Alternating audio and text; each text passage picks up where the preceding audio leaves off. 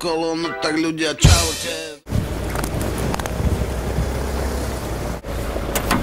Dobrý, tak môžeme ísť na ten magistrát? Jasne, samozrejme.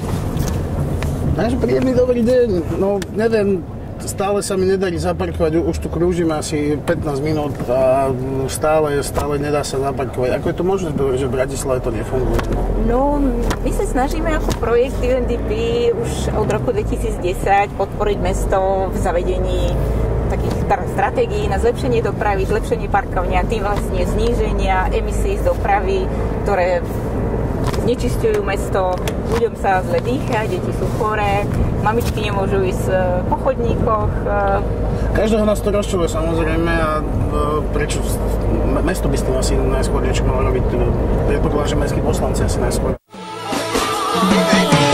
Idem si po svojej káre, pozorujem okolie a kontrolujem známe tváre, pozorujem s údivom veci, čo sa dejú.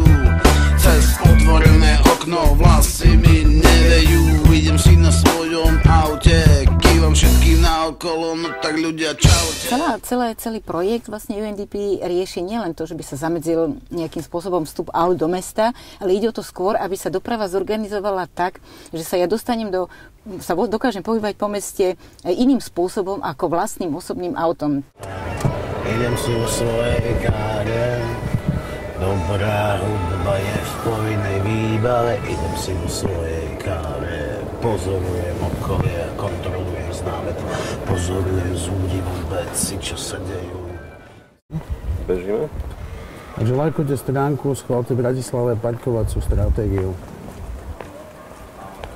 Idem si na svojom fáre, kývam všetkým naokolo, zdravím rukou známe tváre, predsavzatia čaute, my spíme spolu v aute, stojíme na moste a vy tu na